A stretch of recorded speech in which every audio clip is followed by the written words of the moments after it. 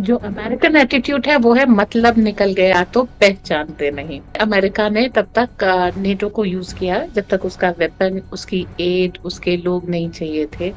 Russia ने उनको फोड़ा और उनको म्यूजियम पीस बना दिया। जय हिंद, नमस्कार। मैं अंबर जैदी स्वागत करती हूँ आप सबका एक बार फिर से। और आज के हमारे खास प्रोग्राम में हमारे साथ मंजरी जी अग्रवाल मौजूद हैं। बहुत-बहुत स्वागत करते हैं आपका। जय हिंद, नमस्कार। धन्यवाद।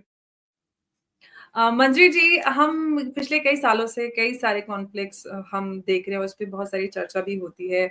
और रशिया यूक्रेन वॉर में सबसे ज़्यादा जो चर्चा हुई वो नेटो की हुई, क्योंकि जो एक मिलिट्री अलायंस है और इनफैक्ट भारत पे भी नेटो जॉइन करने का प्रेशर रहा यूएस की तरफ से, लेकिन भारत ने वो जॉइन नहीं किया।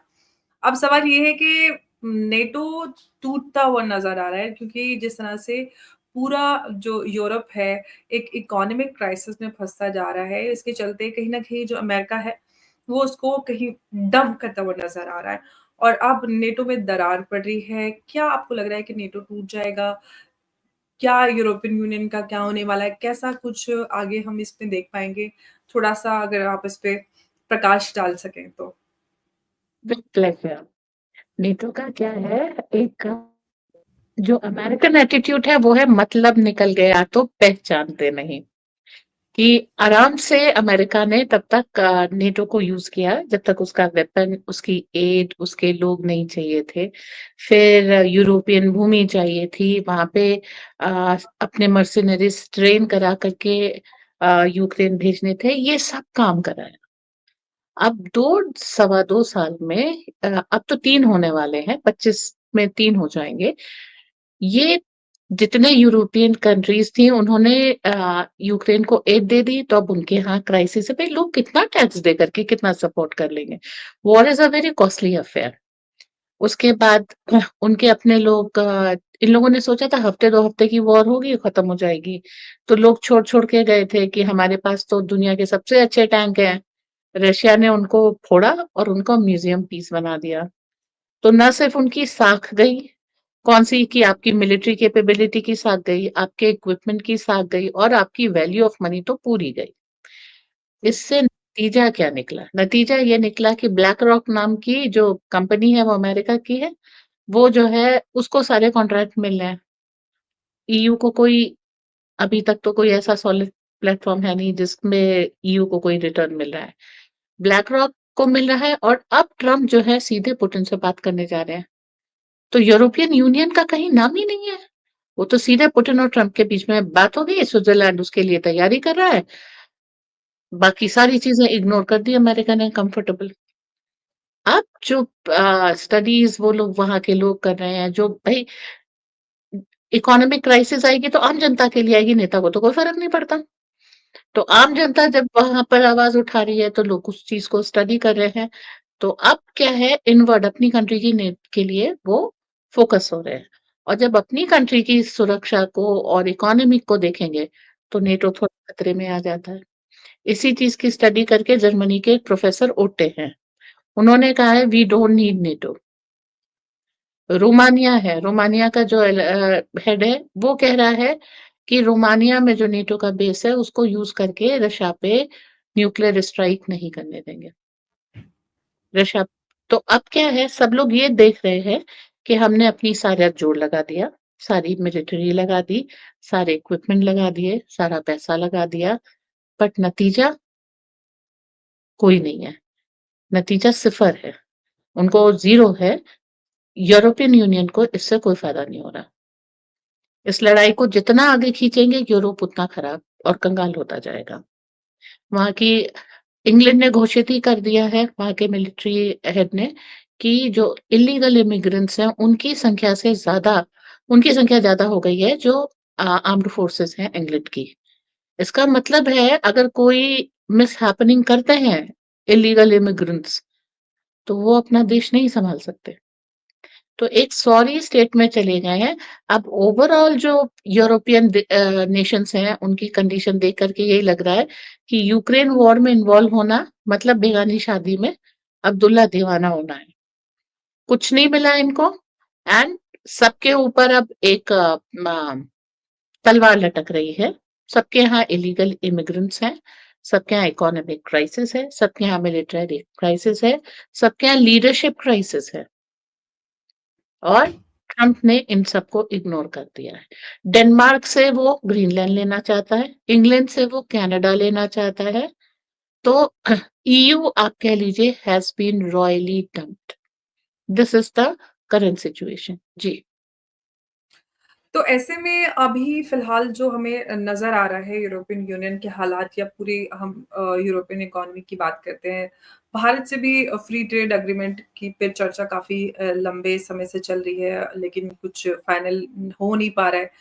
फ्री ट्रेड एग्रीमेंट पे अगर बात करें, अगर भारत कर लेता है, तो उससे कितना असर यूरोपियन इकोनॉमी पे पड़ेगा? भारत को तो उसका कोई ख़ास फ़ायदा होने नहीं वाला है। उनको क्या इससे फ़ायदा होगा? फ़ायदा होगा कैसे? आप एग्रीमेंट कर लीजिए, बीच में ईरान और वो सारे पैसेज जो है लड़ाई वाला आ गया। तो अगर हम जी। आपसे एग्रीमेंट ले कर लेंगे फ्री ट्रेड का, बहुत अच्छा एग्रीमेंट कर दिया, पूरा प्रो यूरोप कर लिया, सामान कैसे भेजेंगे?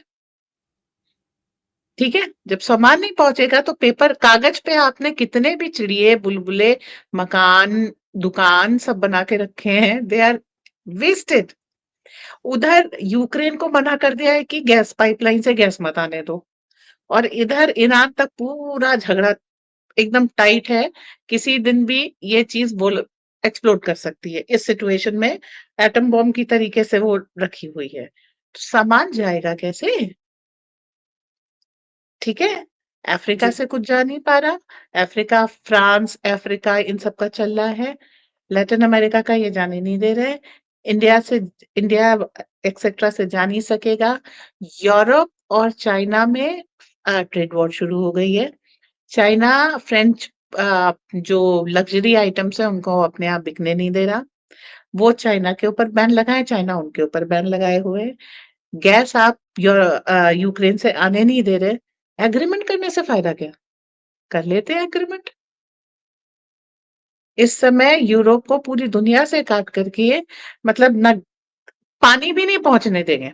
ये वाली हालत है। हम दे नहीं सकते और किसी और से आपको लेने नहीं देंगे। तो ये जो यूरोप की खस्ता हालत बनी हुई है, क्या ये पूरी तरह से स्ट्रैटेजिकली बनाई गई है? अमेरिका ने अपने जाल में फँसाकर सो कॉल्ड एक दोस्ती के नाम पर आज यूरोपियन इकोनॉमी की ये हाल कर दी है कि वो ना घर के रहे, ना घाट के।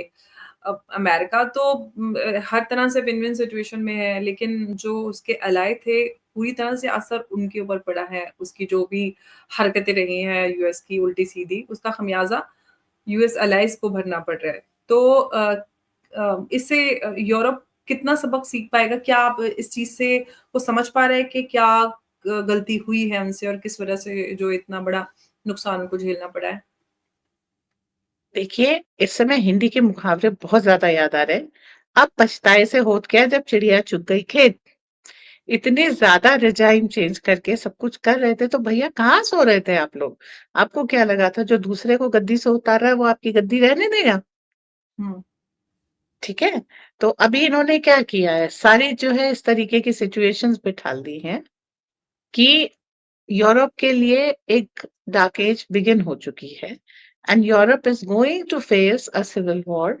बहुत काफी समय पहले मैंने 2022 में इस चीज को कहा था कि ये जो वॉर यूक्रेन की शुरू हुई है ये यूरोप को कंगाल कर देगी और जब यूरोप मिलिटरीली और इकोनॉमिकली वीक हो जाएगा तो ये जो माइग्रेंट्स इनके यहाँ शरण लेने आए हैं ये इनके सिविलियंस के ऊपर अटैक करके सिविल वॉर की कंडीशन शुरू कर देंगे और ये चीज़ अब जर्मनी में वहाँ बाइकर गैंग आ गए हैं।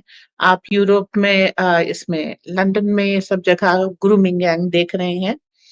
तो अब वहाँ पर कमोडिटी वहाँ के लोग हैं। चाहे वो बूढ़ी औरतें हों, चाहे जवान हों, चाहे बच्चे हों, Europeans are at on the verge of collapse क्योंकि अब वो कमोडिटी बन चुके हैं। तो ऑल्सो ये उनकी पॉपुलेशन भी एजिंग पॉपुलेशन है पूरे यूरोप में ज़्यादा। एजिंग पॉपुलेशन है, डिक्लाइनिंग कोरोना ने बहुत बुरी तरीके से इटली वगैरह को हर्ट किया है, वहाँ पर घोस्ट टाउन्स हैं, इस तरीके की चीज़ें हैं, कॉस्ट ऑफ लिविंग बहुत ऊपर जा चुकी है। मतलब पहले जिन लोगों को ने रिटायर ले लिया था वो काम ढूँढ रहे हैं क्योंकि electricity prices everything has gone up. Layoffs आपने सुने ही हैं, कंपनीज़ बंद हो रही हैं, ले-ऑफ्स हो रहे हैं। उसमें जो है चाइना से ट्रेड वॉर हो गई, क्योंकि वो लोग चाइनीज़ सामान ले नहीं जाना खरीदना नहीं चाहते।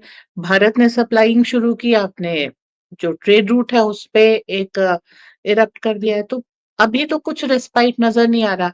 अगर आप मिडल ईस्ट शांत नहीं करते हैं या तो यूरोप को कुछ भी नहीं मिल पाएगा।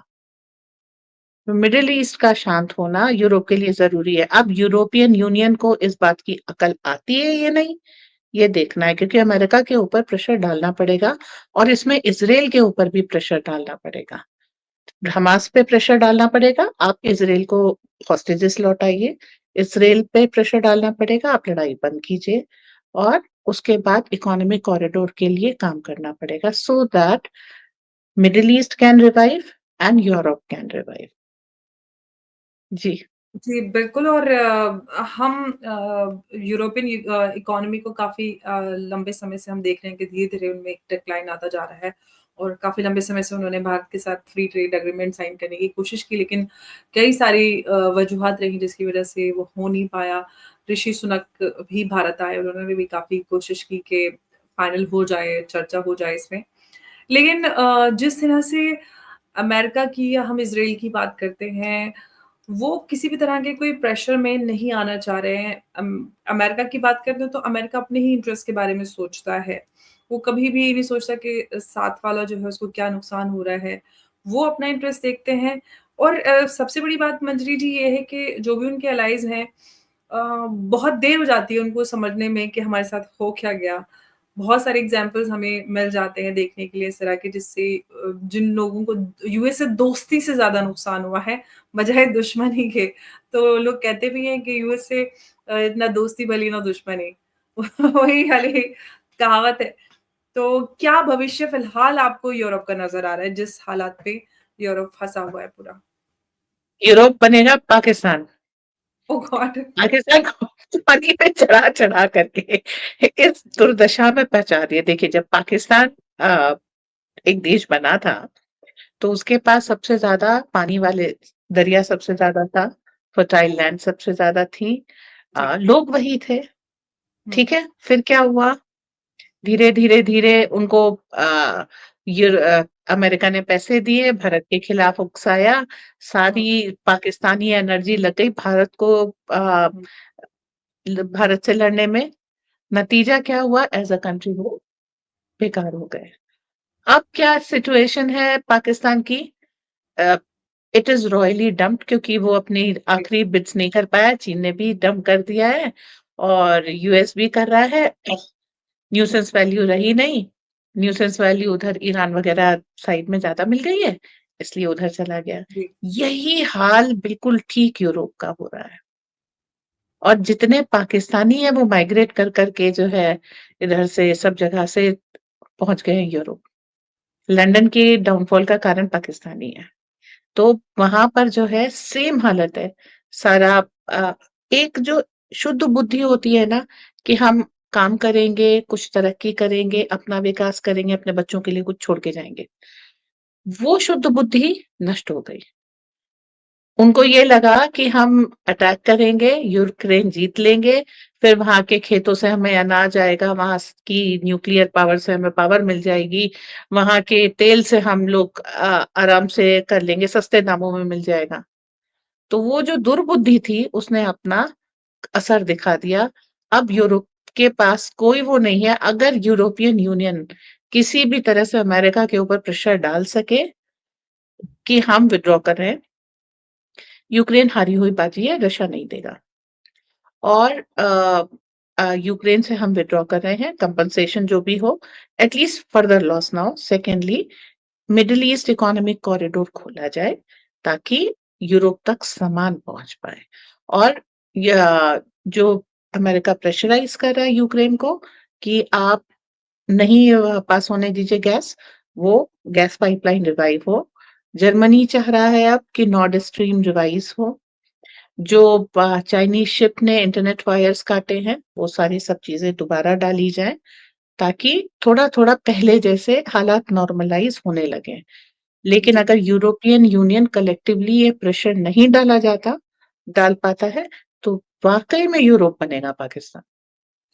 लेकिन आपने मिडल ईस्ट इकोनॉमिक कॉरिडोर की बात की, जैसे ही उसका अनाउंसमेंट हुआ था, उसके फ़ौरन बाद ही इज़राइल कॉन्फ्लिक्ट स्टार्ट हो गया। क्या हुँ। ये एक डेलिब्रेट एफर्ट था उस पूरे इनिशिएटिव को थोड़ा-सा सबसाइड हाँ, करने के लिए? क्योंकि अब उसकी बात तो जो एकदम अनाउंसमेंट के बाद से ही हम ग्लोबली देख सकते थे कि इतना एक्साइटमेंट नज़र आ रहा था और सोच के भी लोगों को लग रहा था कि कितना कुछ हमें बदलाव देखने के लिए मिलेगा। अ ये सारा कुछ आप देखती हैं कि जो जो कुछ हुआ इसके फ़ौरन बाद ही एक कॉन्फ्लिक्ट खड़ा हो जाता है, पूरी बात ही खत्म हो जाती है, जो इकोनॉमिक कॉरिडोर की चल रही थी। जो पोर्टेबल कैनन्स बना कर के हमास ने इज़राइल पे हमला किया था, जी। वो पाइपलाइन से बनाई गई थी। पाइपलाइन के लिए जो पाइप बिछाए गए थे, कैनन हुँ, में कैनन के लिए वही पाइप यूज़ हुआ था। अब ये बताइए कि वेपन ग्रेड की पाइपलाइन कौन बिछाता है? यूएन ने बिछाई थी, यूएस की मदद से बिछाई थी। तो आप एक दिन कहें ये पाइपलाइन बहुत पहले बिछाई गई थी। तो ऐसा कोई केस आएगा, सिनेरियो आएगा, इसकी तैयारी तो बहुत पहले हो चुकी थी। वो पाइपलाइन निकाली, उसको काटा, उसकी पोर्टेबल कैनन बनाई और इज़राइल पे हमला किया। ओके? तो ये सब कुछ प्लान था, कुछ भी अकस्मात नहीं था और ये हुआ ही इसलिए ताकि ये इकोनॉमिक कॉरिडोर खत्म किया जा सके ताकि अमेरिका का वर्चस्व दोनों तरफ रहे, मेडिटरेनियन में और रेड सी में। अमेरिका वांटेड इट्स प्रेजेंस कि वो ज़्यादा बढ़ जाए, इसके कारण ये सारी चीज़ें की गई हैं। और अब आप देख लीजिए कोई भी आप सीरिया के पोस्ट भी अब इज़राइल के उस तरीके से अमेरिका के अंडर में है, तो वो सारे के सारे जो है आप कहीं भी आप कुछ भी नहीं कर सकते बिना अमेरिकन अप्रूवल के। हुँ। तो जो वो चाहते थे वो हुआ। लेकिन ट्रेडिस जो जी। यूरोपियन इकोनॉमी के हालात हैं, इस सब में भारत के लिए इसमें क्या अपॉर्च्युनिटी हो सकती है? भारत क्या कर सकता है? भारत की क्या पॉलिसी हो सकती है जिससे भारत को फ़ायदा हो? देखिए, फ़ायदा तो ये हो सकता है कि हमको अफ्रीका की तरफ से नीचे से जाकर के मतलब नॉर्थ वेस्ट रूट निकालना पड़ेगा और क्रॉस मेडिटरेनियन क्रॉस करके यूरोप तक सामान पहुँचाना पड़ेगा। ये एक नया ट्रेड रूट निकालना पड़ेगा। लेकिन वन्स अगेन क्योंकि इंडियन ओशन में हमारी पकड़ अच्छी है। जी। नेचुरली इंडियन नेवी वहाँ पर ऑपरेट करती है and it is the top most security provider. लेकिन मेडिटरेनियन में केस है कि किसी भी देश के साथ कोई भी कॉन्फ्लिक्ट निकाल के अमेरिका वहाँ पर डोमिनेट कर सकता है। सबसे बड़ी चीज़ क्या है स्पेन और मोरक्को ये बहुत पास-पास हैं। तो अगर इस तरीके से किया जाए कि स्पेन के थ्रू एक कॉरिडोर खोला जा सके, रूट लंबा होगा लेकिन ये चीज़ पॉसिबल हो सकती है। जी। और इसमें चूँकि कोई भी चीन से सामान नहीं लेना चाहता है तो हुँ। ये पॉसिबल है भारत के लिए कि वो सारी मार्केट कैप्चर कर सके। दूसरा रूट ये हो सकता है कि कज़ाकिस्तान वग़ैरह ये तज़ीक्स वग़ैरह शांत रहें, तो आर्कटिक सर्कल जैसे या इस तरीके से चेन्नई, व्लादिवोस्टॉक इकोनॉमिक कॉरिडोर का हेल्प लेके आर्कटिक सर्कल की तरफ से हम पहुँचा सकते हैं। क्योंकि मिडल ईस्ट को शांत करने में भी समय लगेगा। जो कॉन्फ्लिक्ट इरप्ट हो गई है, उसको शांत करने में 1 साल तो कम से कम लगेगा और जब तक ये शांत नहीं होगी, कुछ भी कंस्ट्रक्शन नहीं हो सकता। So that's the case. बिल्कुल, तो इसमें लेकिन अगर ये जो नए ट्रेड रूट की आप बात करते हैं, अगर वो ओपन कर लेता है यूरोप इसके लिए कितना ओपन है? क्या वो भारत से चाहता है कि भारत से इस तरह का हम ट्रेड ओपन करें? जो कि हम वैसे तो फ्री ट्रेड एग्रीमेंट की बात होती है, लेकिन वो एक अलग मसला हो जाता है। लेकिन ये जो ट्रेड रूट की बात की है, इसके लिए कोई इनिशिएटिव भारत की तरफ से कोई लिया जा रहा है या इस पे कोई काम हम होते हुए देख रहे हैं? कि कुछ चीज़ें जब तक पूरी नहीं हो जाती अनाउंस नहीं की जाती। But absolutely. इनिशिएटिव्स इसके लिए चल रहे हैं क्योंकि हमें भी सामान बेचना है और उनके लिए तो डेस्परेशन है। जी। मैं मज़ाक में इस चीज़ को बोलती हूँ बट कंडीशन बहुत सीरियस है। वो मैगट आइसक्रीम खा रहे हैं, वो लोटस फ्लावर खा रहे हैं। उनके हुँ। यहाँ खाने-पीने हर चीज़ का संकट हो रहा है। And ji. माइग्रेंट्स उनके यहाँ पहुँचते जा रहे हैं। देखिए हुँ, हुँ। पिक्चर तो वही है 70s वाली कि ये हुँ, बड़े अमीर देश हैं, हालाँकि 3 साल में ये अमीर नहीं रहे, लेकिन जी, लोगों के दिमाग में वो जो पिक्चर है कि यूरोप का मतलब है एफ्लुएंस। अमीर एथलीट्स। अब लोग वहाँ पर पहुँच रहे हैं, more um, mouths to feed than they can handle. तब उसमें क्या किया जाए? उनको तो खाने-पीने की चीज़ें चाहिए, हमारे पास सरप्लस है। हम चाहेंगे उनको उन तक पहुँचा दें, मानवता की खातिर भी पहुँचा दें। लेकिन अगर कोई पहुँचाने ना दे, तो अब ये यूरोप को समझना पड़ेगा कि भाई पहले तुम्हारी जेबें खाली की, फिर तुम्हें एट रिस्क डाला, अब तुम तक खाना-पानी कुछ नहीं पहुँचने दे रहा, तो बेटा तुम्हारा वो दोस्त है कि दुश्मन? पहले ये बिल्कुल तो जान लो। अब और अगर यूरोप को ये सद्बुद्धि आती है तो काम हो जाए। बिल्कुल और ये बहुत सारे देशों को समझने की ज़रूरत है। भारत तो समझा हुआ है क्योंकि भारत यूएस से ना दोस्ती बहुत ज़्यादा रखता है, ना दुश्मनी, एकदम बैलेंस आउट करके चलता है। क्योंकि यूएस बिल्कुल आटे में नमक जितना ही चलता है उससे ज़्यादा नहीं। Well said, well said. उससे ज़्यादा डालेंगे तो खाया भी नहीं जाएगा और ना ही किसी खाया नहीं काम का जाएगा। एग्ज़ैक्टली तो बड़ा नुकसानदेह हो जाता है, फिर ब्लड प्रेशर हाइपरटेंशन और पता नहीं क्या-क्या हो जाता है। तो बिल्कुल बहुत सारे देशों को यूरोप से सीखने की ज़रूरत है कि ज़्यादा यूएस से दोस्ती करेंगे तो क्या नतीजा हो सकता है। मंजरी जी बहुत-बहुत धन्यवाद। इस पूरे डेवलपमेंट पे आपका जो विश्लेषण रहा, बहुत ही महत्वपूर्ण आपने बिंदु साझा किए हम लोगों के साथ। बहुत-बहुत धन्यवाद आपका एक बार फिर से। जय हिंद, नमस्कार, जय भारत। जय हिंद, जय भारत।